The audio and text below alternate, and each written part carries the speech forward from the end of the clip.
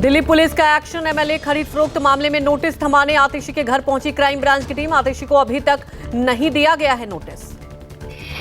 Crime branch की team आतिशी के घर से निकल रही है। यहां पर आतिशी को नोटिस देने के लिए क्राइम ब्रांच की टीम पहुंची थी। 2 गाड़ियों में क्राइम ब्रांच के अधिकारी थे, वो पहुंचे थे। तकरीबन आधे घंटे का वक्त लगा जब क्राइम ब्रांच की टीम अंदर पहुंची। आतिशी हालांकि घर पर मौजूद नहीं है। बताया गया कि उनके स्टाफ को, जो कैंप ऑफिस में है, उनके स्टाफ को नोटिस सरकारी आवास पर मौजूद नहीं है आतिशी। आतिशी ने बीजेपी पर लगाया एमएलए तोड़ने का आरोप। आतिशी के आवास के बाहर इंतजार कर रही है क्राइम ब्रांच की टीम।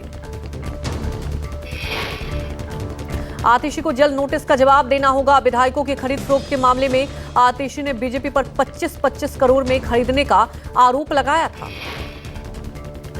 2 दिन पहले जब क्राइम ब्रांच की टीम उनके आवास पर पहुंची तब वो घर पर नहीं थे। बताया कि वो चंडीगढ़ गई हैं। सीएम हाउस पहुंचे राघव चड्ढा और आतिशी। प्रवक्ता प्रियंका कक्कर भी साथ में मौजूद। आतिशी के घर नोटिस देने पहुंची है क्राइम ब्रांच की टीम। दिल्ली पुलिस ने दिया सीएम केजरीवाल को नोटिस। क्राइम ब्रांच की टीम ने घंटों के इंतजार के बाद स्टाफ को ही नोटिस रिसीव किया। इससे पहले सीएमओ सूत्रों ने दावा किया था कि सीएम कार्यालय नोटिस स्वीकार करने के लिए तैयार है। क्राइम ब्रांच के अधिकारी सीएम कार्यालय को रिसीविंग नहीं दे रहे हैं। केजरीवाल ने ट्वीट कर तंज कसा और लिखा, मुझे क्राइम ब्रांच के इस पुलिस ऑफिसर से सहानुभूति है। इनका क्या कसूर है?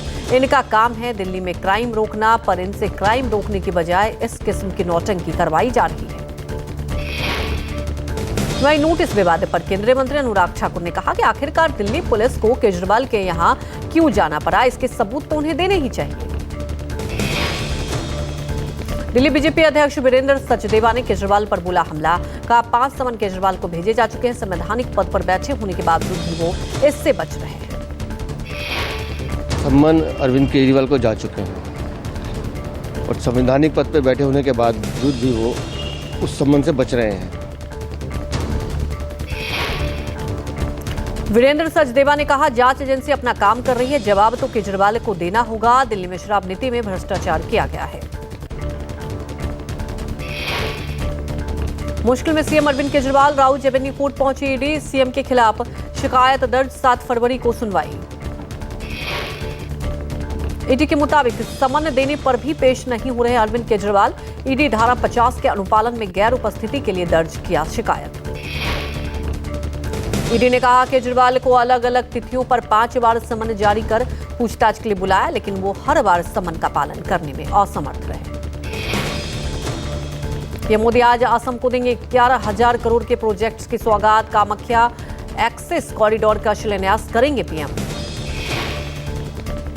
असम दौरे के दौरान पीएम की बीजेपी के असम इकाई की कोर कमेटी से मुलाकात करेंगे। कल ओडिशा को पीएम मोदी ने 68,000 करोड़ की परियोजनाओं की दी थी सौगात। असम पहुंचे पीएम का सीएम हेमंत बिस्वा शर्मा ने एयरपोर्ट पर किया स्वागत। पीएम के स्वागत में गुवाहाटी के एक कॉलेज में 1 लाख दिए जलाए गए।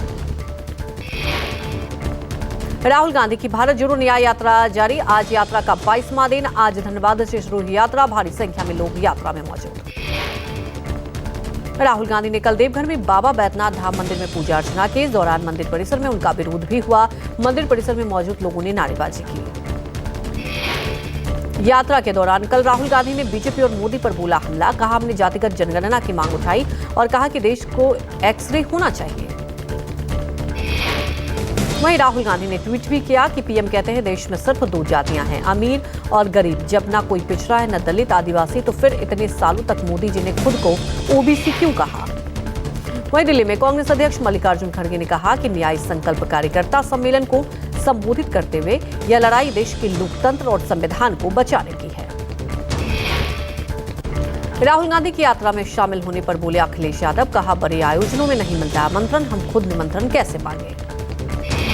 देखिए, मुश्किल तो ये है कि कई बड़े आयोजन होते हैं, बड़े कार्यक्रम होते हैं, हम लोगों को निमंत्रण ही नहीं मिलता, तो अपने आप क्या मांगे हम निमंत्रण? इंडिया गठबंधन में ममता को लेकर बोले जयराम रमेश। ममता बनर्जी के लिए हमारे दरवाजा बंद नहीं किया, हमारी ओर से बातचीत चल रही है। गठबंधन बना है लोकसभा चुनाव के लिए। इंडिया गठबंधन ममता जी हैं, वामपंथी पार्टियां हैं, कांग्रेस पार्टी हैं, 27 पार्टियां हैं। तो इसको हमें विधानसभा के चुनाव के नजरिए से नहीं देखना चाहिए, इसको सिर्फ लोकसभा चुनाव के नजरिए से देखना चाहिए। कांग्रेस नेता जयराम रमेश ने कहा, इंडिया गठबंधन लोकसभा चुनाव के लिए बना है, इसे विधानसभा चुनाव के नजरिए से नहीं, लोकसभा चुनाव के नजरिए से देखना चाहिए। देर शाम हैदराबाद से रांची लौटेंगे महागठबंधन के 36 विधायक। रांची एयरपोर्ट से कड़ी सुरक्षा के बीच विधायकों को सीधे सर्किट हाउस ले जाया जाएगा। विधानसभा के विशेष सत्र के पहले दिन सभी विधायकों को एक साथ सर्किट हाउस से बस पर बैठाकर कड़ी सुरक्षा के बीच विधानसभा लाया जाएगा। विधायक नवनियुक्त सरकार के बहुमत साबित करने के लिए मतदान करेंगे। फ्लोर टेस्ट के बाद ही विधायकों को छोड़ा जाएगा। एक्शन में नीतीश सरकार। सीएम नीतीश कुमार ने बिहार के 4 महत्वपूर्ण आयोग एक साथ किए गए भंग। सभी आयोगों का नए सिरे से गठन किया जाएगा। जिन आयोगों को भंग करने का आदेश दिया गया उनमें अति पिछड़ा आयोग, महादलित आयोग, अनुसूचित जाति आयोग और अनुसूचित जनजाति आयोग शामिल हैं। सामान्य प्रशासन विभाग की तरफ से अधिसूचना जारी कर दी गई। आयोगों में जेडीयू और आरजेडी से जुड़े 19 नेता थे। सरकार बदलने के साथ ही मंत्रिमंडल के शपथ ग्रहण के बाद अब विभागों का ही बंटवारा हो गया। मांझी के बेटे को SC/ST कल्याण विभाग का मंत्री बनाया गया है। वहीं विभागों के बंटवारे के बाद सम्राट चौधरी और विजय कुमार सिन्हा दिल्ली पहुंचे हैं, जहां वो बीजेपी आलाकमान के साथ मुलाकात कर सकते हैं। उप मुख्यमंत्री सम्राट चौधरी ने कहा कि अभी एक प्रकार से विभाग बढ़ चुके हैं, विस्तार पर मुख्यमंत्री जी को तय करना है। गठबंधन के क्या स्वरूप होंगे वो राष्ट्रीय स्तर पर तय होगा। बिहार में सरकार बदलने के मौजूदा हालात। बिहार कांग्रेस इकाई के साथ कांग्रेस अध्यक्ष मल्लिकार्जुन खड़गे ने बैठक की। बैठक में ताजा और राजनीतिक हालात पर चर्चा हुई। जीतन राम मांझी के समर्थन में आए चिराग पासवान। कहा, यकीनन जीतन राम मांझी के विधायकों की संख्या भले ही कम हो, मौजूदा परिस्थिति में उनका महत्व काफी है। यकीनन उनके विधायकों की संख्या भले कम हो, पर मौजूदा परिस्थिति में उनका महत्व काफी। बिहार में महागठबंधन की सरकार जाने के बाद बोले आरजेडी सांसद मनोज झा। कहा, हमारी सरकार जाने से पूरे बिहार में आक्रोश। आप किसी से पूछेंगे नौकरी का मतलब तो वो कहेगा तेजस्वी यादव। पूरे बिहार में आक्रोश है। किसी को पूछिए नौकरी मतलब तो वो बोलेगा तेजस्वी। ये उपलब्धि रही है हमारी। आज झारखंड मुक्ति मोर्चा का 52वां स्थापना दिवस। धनबाद के गोल्फ ग्राउंड से कार्यक्रम का आयोजन होगा। हेमंत सोरेन की गिरफ्तारी के बाद पार्टी करेगी शक्ति प्रदर्शन। हर बार स्थापना दिवस कार्यक्रम में राज्य के नए मुख्यमंत्री चंपई सोरेन शामिल होंगे और कार्यक्रम में शिबू सोरेन सहित कई विधायक और सांसद उपस्थित रहेंगे। वहीं राजधानी रांची के ऐतिहासिक मोराबादी मैदान में आज कांग्रेस की आदिवासी एकता महारैली का आयोजन हो रहा है। आडवाणी को भारत रत्न देने की घोषणा पर बोले शिवसेना नेता संजय राउत। कहा, आडवाणी को राष्ट्रपति बनाकर उनका सम्मान कर सकती थी बीजेपी, लेकिन नहीं किया। आडवाणी को आप राष्ट्रपति कर सकते थे, मैं प्रधानमंत्री जी की बात नहीं कर रहा हूं, लेकिन आडवाणी जी को आप प्रेसिडेंट ऑफ इंडिया बनाकर उनका सम्मान कर सकते थे, लेकिन आपने वो नहीं। संजय राउत ने आगे कहा, प्रधानमंत्री या राष्ट्रपति बनने का जिनका अधिकार, लेकिन भारत रत्न तब दिया गया जब बीजेपी समेत सब भूल गए थे। लालकृष्ण आडवाणी को भारत रत्न सम्मान देने का ऐलान। पीएम मोदी ने सोशल मीडिया पर दी जानकारी। पीएम ने ट्वीट कर कहा था, देश के विकास में आडवाणी जी का बड़ा योगदान। भारत रत्न के ऐलान के बाद आडवाणी ने कहा, अत्यंत विनम्रता और कृतज्ञता के साथ मैं भारत रत्न स्वीकार करता हूं। ये उन आदर्शों और सिद्धांतों को सम्मान है जिनसे मैंने अपनी पूरी क्षमता से जीवन भर सेवा की है। लालकृष्ण आडवाणी को भारत रत्न से सम्मानित किए जाने के ऐलान के बाद वरिष्ठ बीजेपी नेता मुरली मनोहर जोशी उनसे मिलने उनके घर पहुंचे। वहीं AIMIM चीफ ओवैसी ने कहा कि एक्स पर पोस्ट किया और कहा, लालकृष्ण आडवाणी के लिए भारत रत्न उचित है। हिंसा में जान गंवाने वाले भारतीयों की कब्रें और सीढ़ियों के अलावा और कुछ नहीं है। बर्फ की सफेद चादर से ढका जम्मू कश्मीर। 33 घंटे बाद खुला जम्मू श्रीनगर NH। 2 दिन तक इन जिलों में होगी बर्फबारी। जम्मू कश्मीर में आज और कल मैदानी क्षेत्रों में हिमपात के आसार। कश्मीर में तापमान में भारी गिरावट। कुछ जगह 16 साल की सबसे ठंड रात दर्ज की गई। बांदीपुरा, बारामूला, गंदेरबल, कुबापाड़ा, जम्मू क्षेत्र के डोंडा, पुंछ और रामबन जिलों में 2400 मीटर से ऊपर की चोटियों पर हिमस्खलन होने का भी अनुमान है। जम्मू कश्मीर में 5 फरवरी तक बर्फबारी, बारिश के आसार, पहाड़ों से लेकर ऊंचाई वाले मैदानों में हिमपात होगा।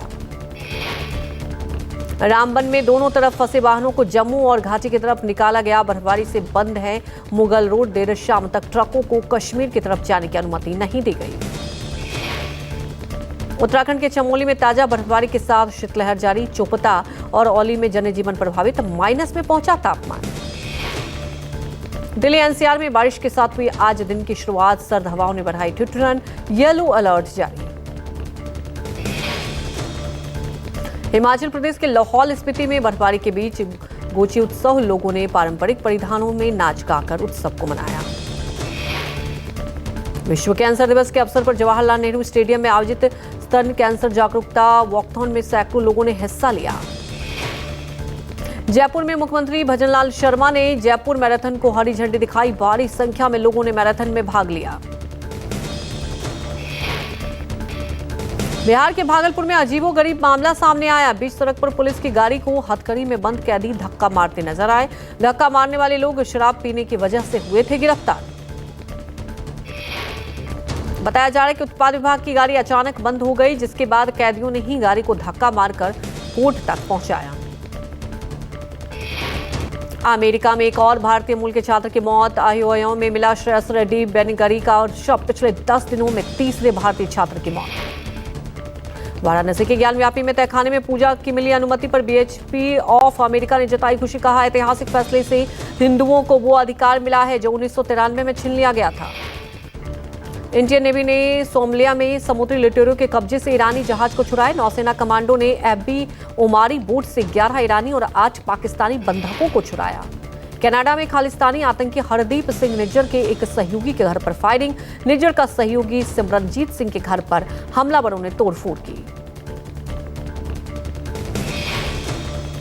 इटली पर भारत की जीडीपी के लगभग $3 ट्रिलियन का कर्ज से उबरने के लिए इटालियन पीएम जॉर्जिया मेलोनी का बड़ा फैसला। सरकार पोस्टल सर्विस, रेलवे और एनर्जी से बेचेगी अपनी हिस्सेदारी। चीन में अपने 2 मासूम बच्चे की हत्या करने वाले कपल को फांसी दे दी गई। 2 नवंबर 2020 में दंपति ने अपने 2 साल की बेटी और 1 साल के बेटे के 15वीं मंजिल से फेंक कर हत्या कर दी थी।